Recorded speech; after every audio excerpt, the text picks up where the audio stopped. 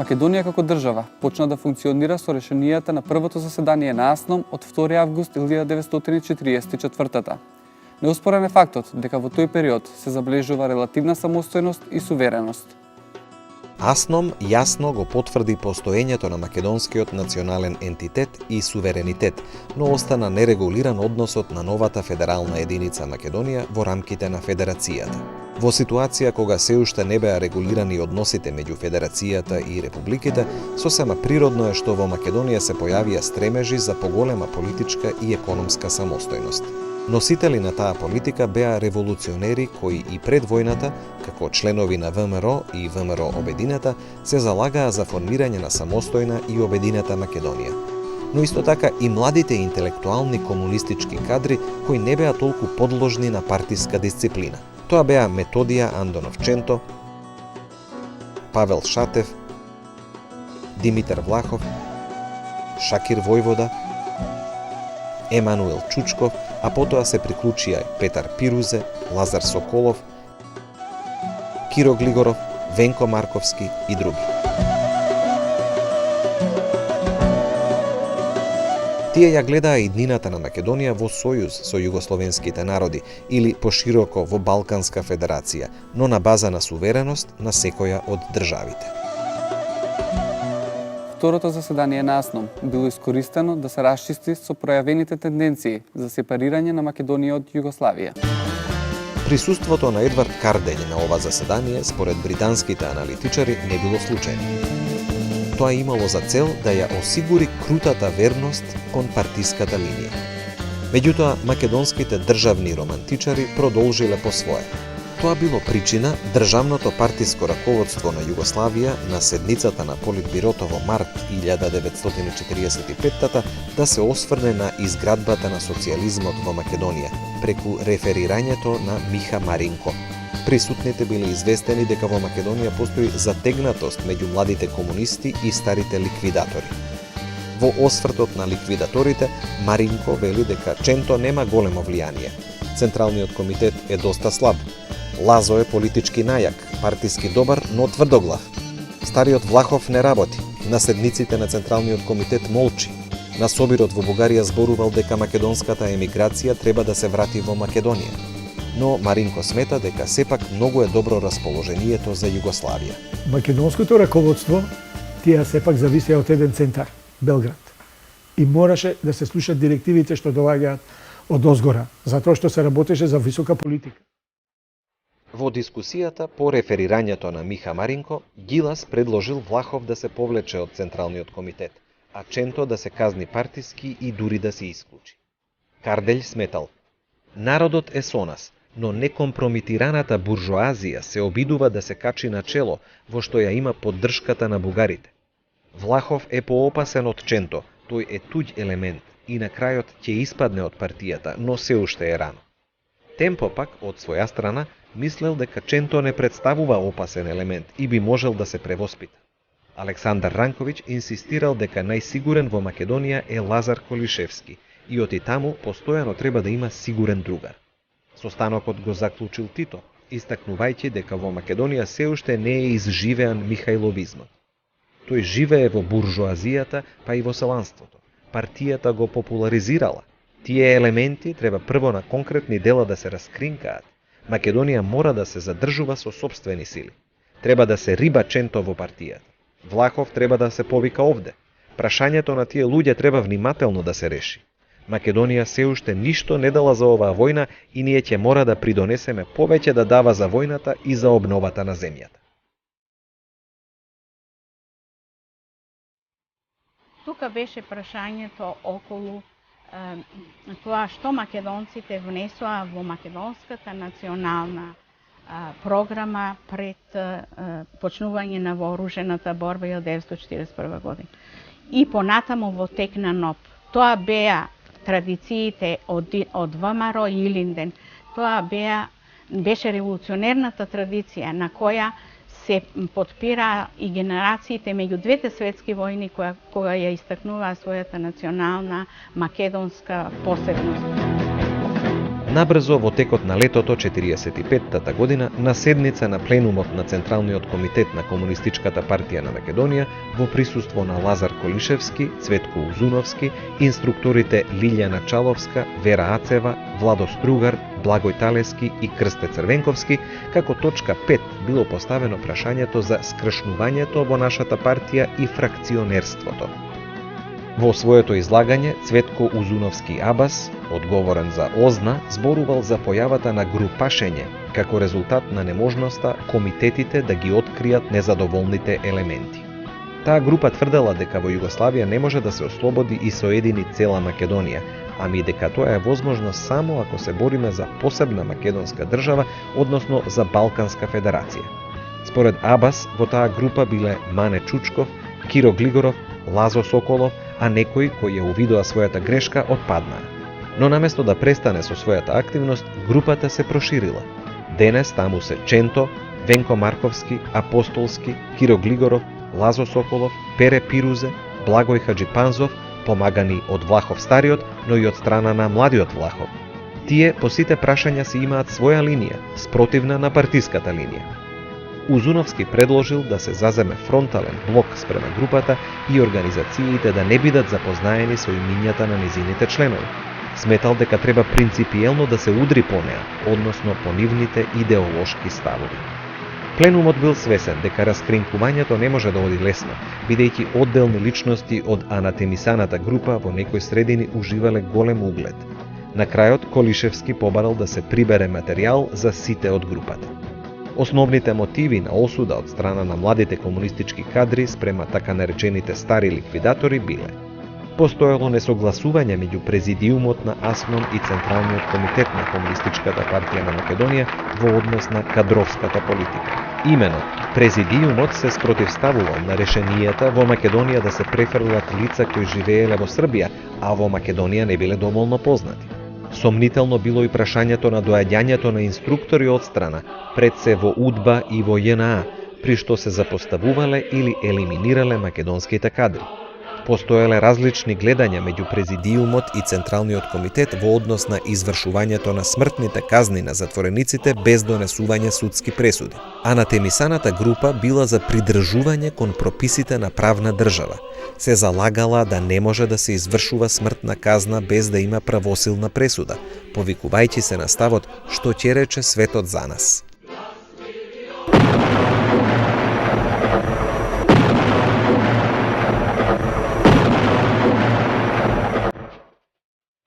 Незадоволство на пленумот предизвикал и фактот што во Македонија започна процесот на сменување на некои воени кадри или нивно поставување на пониски функции, а македонската војска почнала да се заменува со српски воени единици.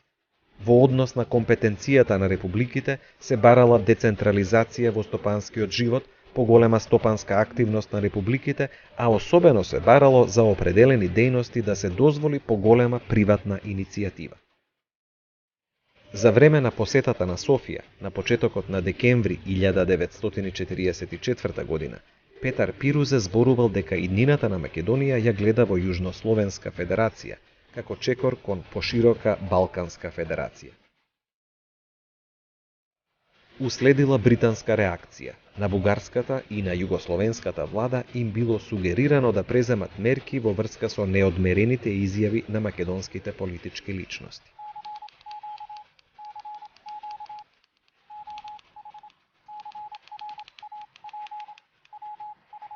Централата во Белград во текот на 45-та година презеде иницијатива на еден од состаноците, се дискутира на Политбирото на ЦК на КПИУ да се расчистува со македонските сепаратистички елементи во Македонија. И е преземена иницијатива со нив да се расчистува поединечно.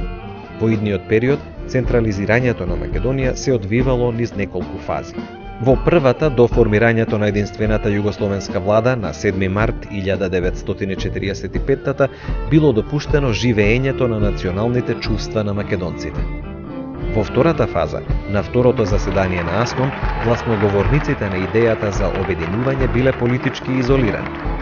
Третата фаза настапила со формирањето на првата македонска влада, кога Македонија била ставена под контрола на централната влада.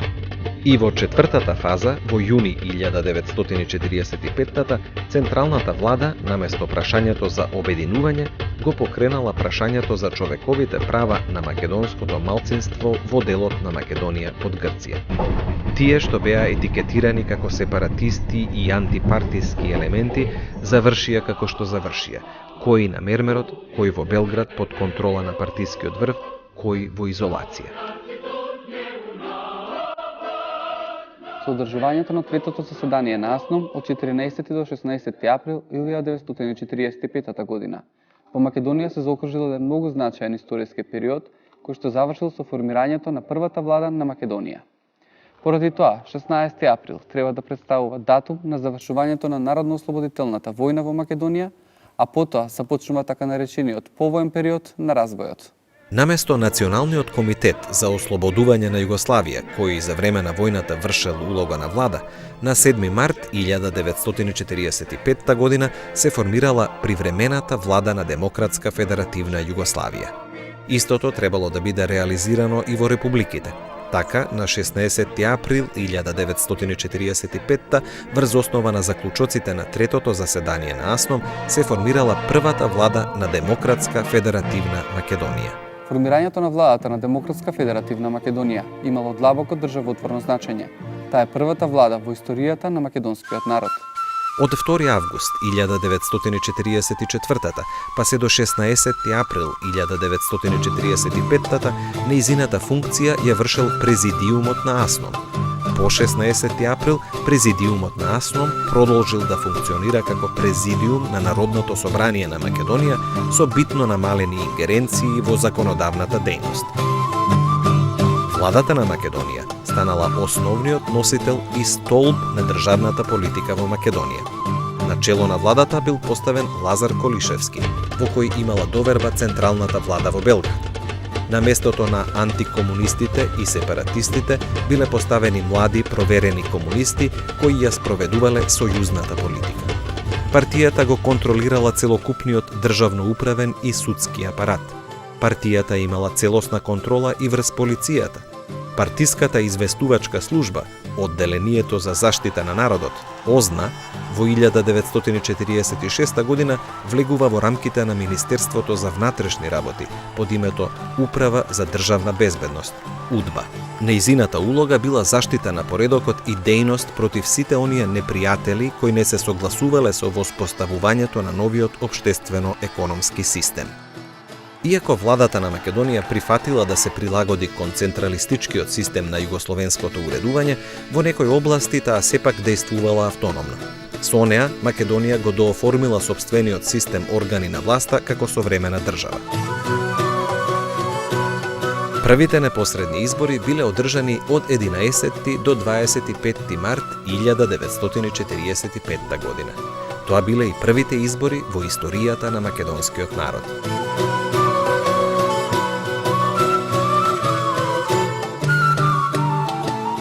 Во декември 1946 година беше донесен првиот устав на Македонија. Во него НР Македонија била дефинирана како народна држава со републиканска форма на уредување. Со уставот, клучните функции во државата, одбрана, внатрешни и надворешни работи, потпаднале под надлежност на федерацијата. Со тоа биле редуцирани одредени права што ги имала Федерална Македонија од 1944 до 1946 година. Тоа е период кога започнува процесот на промена на сопственичките односи, укинување на приватната сопственост и создавање силен државен сектор. Приоритет се давал на индустриализацијата и на електрификацијата. Насекаде било воведено рационализирано снабдување со прехранбени и други производи. Целокупната активност била планирана со 5-годишните планови, по примерот на советските петолетки. Оние кои се спротивставувале биле етикетирани како непријатели на социјализмот. Имало и бунтови населани во Радовишко, Кичевско и во Кумановско, кои биле загушени со примена на сила.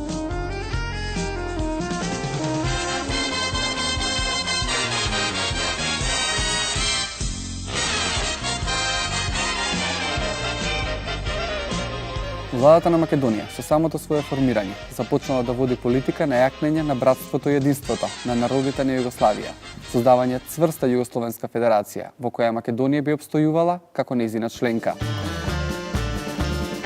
Голема моќ била концентрирана во рацете на Политбирото на Централниот комитет на Комунистичката партија на Југославија и на Комунистичката партија на Македонија. Се спроведувале идеолошки чистки на неистомислениците, неретки биле појавите на самоволија од страна на органите за внатрешна безбедност. Членовите на Комунистичката партија ги презеле сите поважни функции, како на југословенско, така и на републичко ниво. На првиот конгрес на Комунистичката партија на Македонија во 1948 година отворено беше инаугурирана партиската хегемонија. Тогаш се официализира антисталинистичкиот курс, што беше искористено за пресметка со поддржувачите на Информбирото. Сите овие лица кои што во периодот од 1945 година се против Југословенската федерација беа испратени во Белград, каде што беа задржани на превоспитување и со тоа нивната дејност некаде во периодот на 50-те години замрува.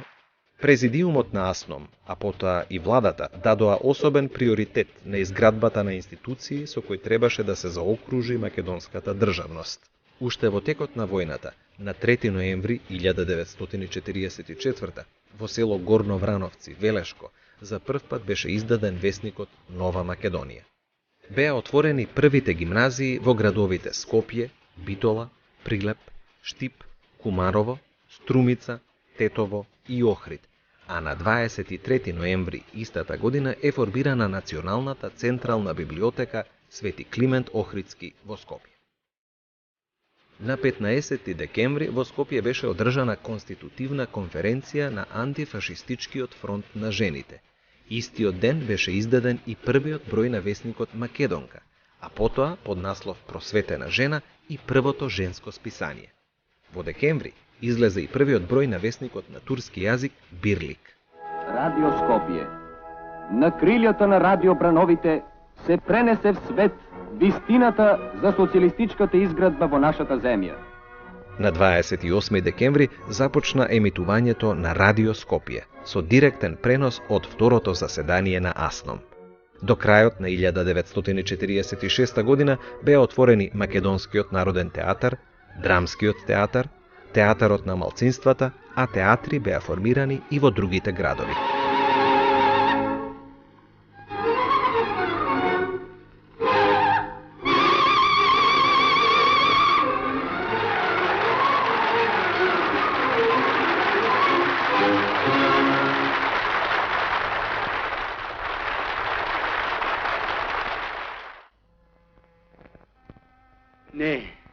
Не сакам жена за пари.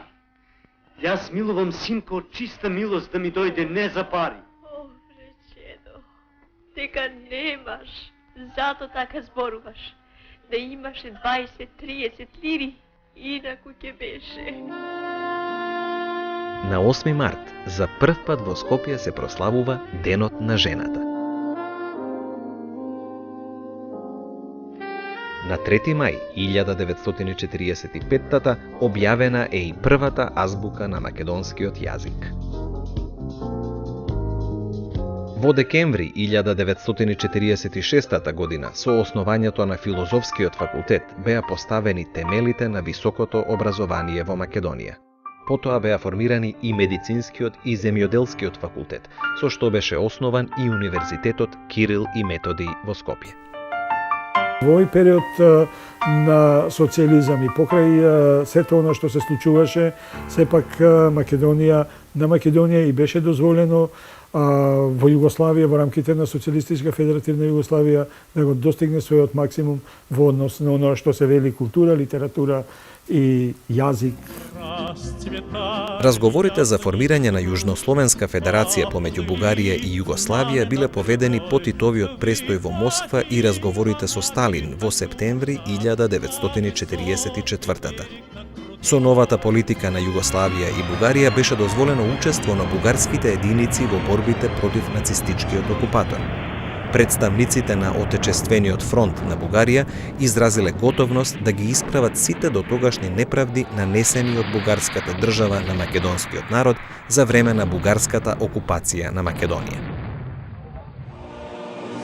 Едно од најчувствителните прашања помеѓу двете земји било прашањето за присоединување на делот на Македонија во рамките на Бугарија кон Федерална Македонија во составот на Нова Југославија. Иницијативата за формирање на федерација била дадена во ноември 1944 година. Со предлогот даден од југословенска страна се предвидувало обединување на федералните држави кои сега се наоѓаат во составот на Југославија и на Бугарија во една федеративна државна заедница. Се предвидувало формирање на единствена команда на вооружените сили на Југославија и на Бугарија, водење на заедничка надворешна политика, укинување на царинската граница и остварување на најтесна економска соработка. Двете страни му го признавале на македонскиот народ правото на самоопределување. Ѓорги Димитров, кога оди во Москва при преговорите со Сталин, кога го прашува што се случува со идејата за федерација помеѓу Југославија и Бугарија, Сталин му одговара: да, другар Димитров, ќе има федерација помеѓу Југославија и Бугарија, ќе има обединување, меѓутоа некога вие сакате и некако што вие мислите. Набрзо дошло до промена на бугарскиот став. Наместо обединување, бугарскиот предлог се сведувал на формирање на одбранбен сојуз, односно пакт за взаемна помош. Се условувало обединувањето на Македонија и тоа можело да се случи само ако дојде до обединување со Бугарија, додека југословенската страна го потенцирала правото на македонците на обединување, без разлика дали ќе дојде до федерирање со Бугарија или не. И покрај тоа, во предлогот било нагласено полното право на македонскиот народ на самоопределување и било заклучено делот на Македонија кој и припаднал на Бугарија во 1913-тата да и се врати на Македонија, а бугарските територии кои и припаднале на Југославија, според договорот од НЕИ, да и се вратат на Бугарија. Договорот требало да биде подпишан спроти новата 1945 година. Повикот од Москва го сопрел тој процес. По разговорите во Москва и двете држави ги напуштиле разговорите за федерација. Се преминало на преговори за сојуз и пријателство. Политичкиот врв на Велика Британија веднаш го задолжил шефот на британските мисии во Југославија, Фицрој Меклин, да го извести Јосип Броз Тито за британското спротивставување. Македонците во таква ситуација настојуваат да ја внесат македонската национална програма, да го внесат реализирањето на ослободувањето и постигнување на државност и поможност на обединување на Македонија. Во однос на Македонија, Соединетите Американски држави се приклониле кон британскиот став. Суштината била да се остават македонските делови од Грција и Бугарија на односните земји.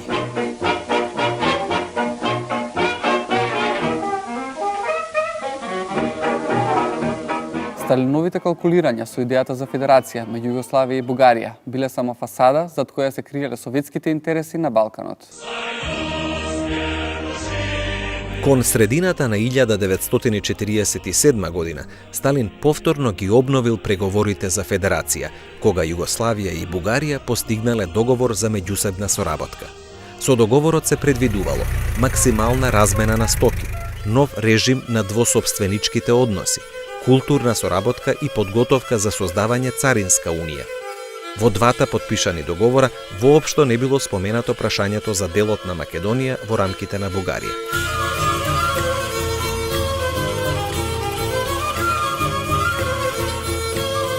Пристапувањето на Комунистичката партија на Југославија во новата меѓународна организација на комунистичките и работничките партии Коминформ, формирана во октомври 1947 година, од западниот демократски свет било протолкувано како последна потврда дека Југославија и го врти грбот на самостојноста и дека станува советски сателит. Се повеќе основните противречности на современиот свет, противречностите меѓу капитализмот и социјализмот се сведувале на меѓудржавните судири на големите сили.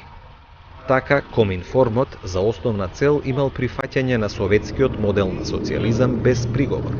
Југославија, како земја која ја извојувала победата против фашизмот без советска помош, настојувала да води политика на држава која ќе има доминантна улога на Балканскиот полуостров. Таквата политика не одела во прилог на Сталиновите планови. Суетен по природа, тој не можел да дозволи загрозување на неговиот авторитет, а неспорно во Тито тој видел таква опасност. Навестувањата за промена на советската политика во однос на Југославија станале очигледни кога на 28 март 1948 година пристигнало првото писмо од Советската партија, во кое биле презентирани грешките на КПЈ во однос на внатрешната и надворешната политика. Југославија набргу останува изолирана, осамена, без пријатели и сојузници.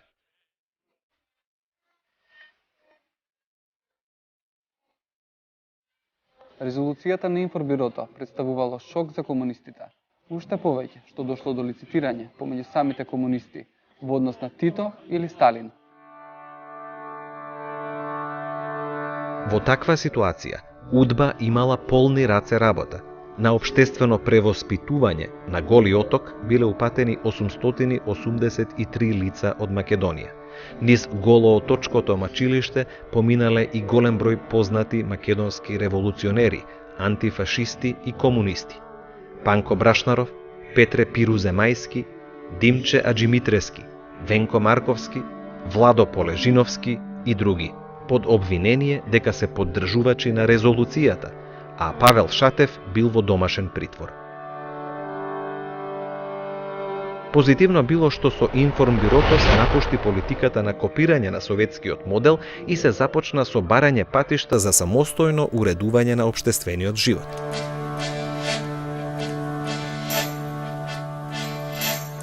Фактички, исконските или вековните непријатели, особено на Балканскиот полуостров, советите или русите и британците 1948 година доаѓаат до иста точка, дека и едните и другите се против таа Балканска Јужнословенска федерација и решавањето на македонското прашање во такви рамки. Преземените мерки за развој на стопанството се покажале како неуспешни, што било сигнал да се започне со менување на производствените односи. Поголема слобода требало да им се даде на производителите при располагањето со резултатите од трудот.